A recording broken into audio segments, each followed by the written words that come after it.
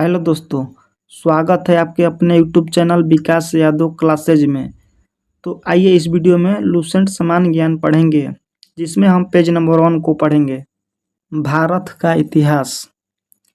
उत्तर में हिमालय से लेकर दक्षिण में समुद्र तक फैला यह उपमहाद्वीप भारतवर्ष के नाम से ज्ञात है, जिसे महाकाव्य तथा पुराणों में भारतवर्ष अर्थात भरतों का देश तथा यहाँ के निवासियों को भारतीय अर्थात भरत की संतान कहा गया है। भरत एक प्राचीन कबीले का नाम था। इसका उल्लेख ऋग्वेद में भी मिलता है। बाद में इसका प्रयोग देश के लिए होने लगा। प्राचीन भारतीय अपने देश को जम्बूद्वीप अर्थात जम्बू वृक्षों का द्वीप कहते थे।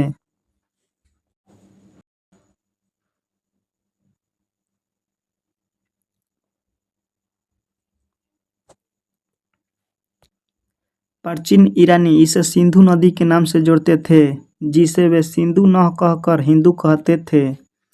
यही नाम फिर पूरे पश्चिम में फैल गया और पूरे देश को इसी एक नदी के नाम से जाना जाने लगा। यूनानी इसे इंदे और अरब इसे हिंद कहते थे। मध्यकाल में इस देश को हिंदुस्तान कहा जाने लगा। यह शब्द भी फारसी शब्द हिंदू से बना है। यूनानी भाषा के इंदे के आधार पर अंग्रेज इसे इंडिया कहने लगे।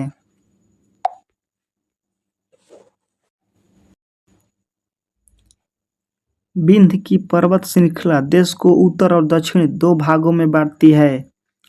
उत्तर में इंडो यूरोपीय परिवार की भाषाएं बोलने वालों की और दक्षिण में द्रविड़ परिवार की भाषाएं बोलने वालों का बहुमत है। उत्तर में हिमालय से लेकर दक्षिण में कन्याकुमारी तक, पूर्व में ब्रह्मपुत्र की घाटी से लेकर पश्चिम में सिंधु पार तक अपना राज फैलाने वाले राज्य चक्रवर्ती कहलाते थे। इस प्रकार की राजनीतिक एकता कम से कम 2 बार प्राप्त हुई थी। ईसा पूर्व 3री सदी में अशोक ने अपना साम्राज्य सुदूर दक्षिणांचल को छोड़कर सारे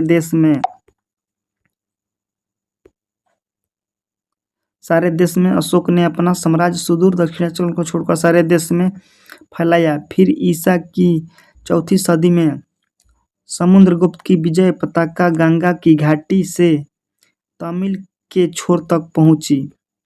नोट: भारत की जनसंख्या का निर्माण जिन प्रमुख नस्लों के लोगों को मिश्रण से हुआ है वे इस प्रकार हैं: proto Australoid, paleo Mediterranean, Caucasoid, Negroid और मंगोलायड।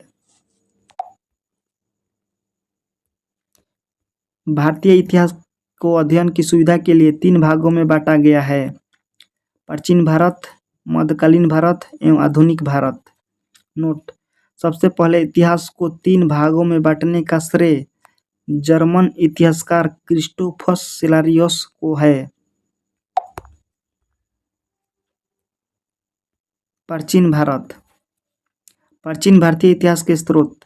प्राचीन भारतीय इतिहास के विषय में जानकारी मुख्यतः 4 स्रोत से प्राप्त होती है: धर्म ग्रंथ, ऐतिहासिक ग्रंथ, विदेशियों का विवरण व पुरातत्व संबंधी साक्ष्य।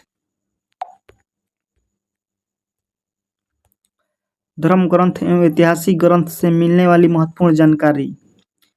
भारत का सर्वप्राचीन धर्म ग्रंथ वेद है, जिसके संकलनकर्ता महर्षि कृष्ण द्वैपायन वेदव्यास को माना जाता है।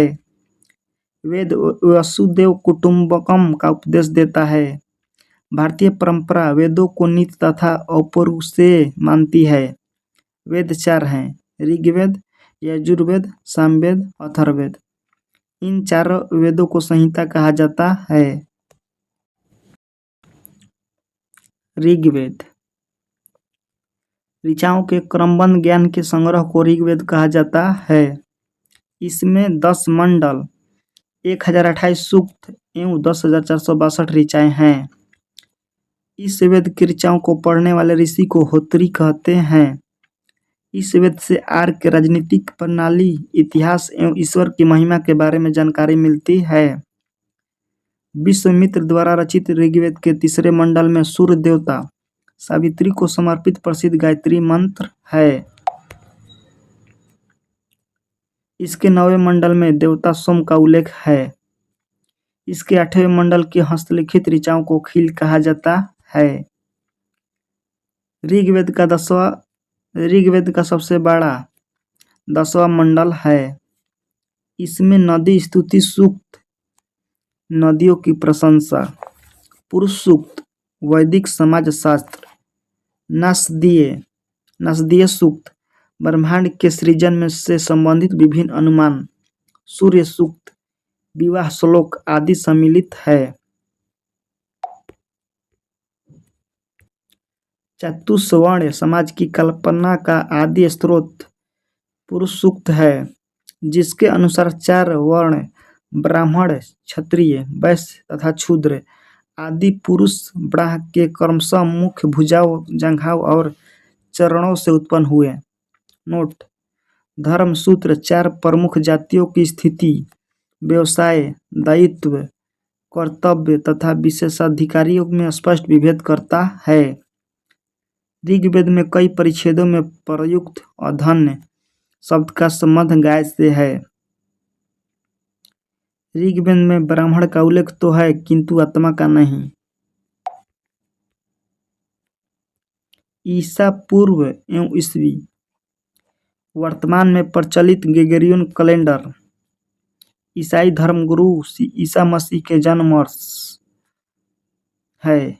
ईसा मसीह के जन्म के पहले समय को ईसा पूर्व BC, before the birth of Jesus Christ कहा जाता है। ईसा पूर्व में वर्षों की गिनती उल्टी दिशा में होती है। जैसे महात्मा बुद्ध का जन्म 563 ईसा पूर्व में एवं मृत्यु 483 ईसा पूर्व में हुआ, यानी ईसा मसीह के जन्म के 563 वर्ष पूर्व महात्मा बुद्ध का जन्म एवं 483 वर्ष पूर्व मृत्यु हुई।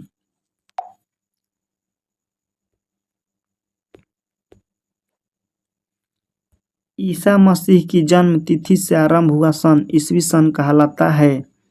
इसके लिए संक्षेप में लिखा गया ईस्वी को लैटिन भाषा के शब्द AD में लिखा जाता है। AD यानी एनो डोमिनी, जिसका शाब्दिक अर्थ in the year of lord Jesus Christ. Vincent Arthur Smith ने प्राचीन भारत का पहला सुव्यवस्थित इतिहास अर्ली हिस्ट्री ऑफ इंडिया 1904 में तैयार किया। इस पुस्तक के 1/3 भाग में केवल सिकंदर का आक्रमण वर्णित है। इसमें भारत को स्वेच्छाचारी शासन वाला देश कहा गया है, जिसे ब्रिटिश शासन की स्थापना से पहले कभी राजनीतिक एकता का अनुभव नहीं हुआ था।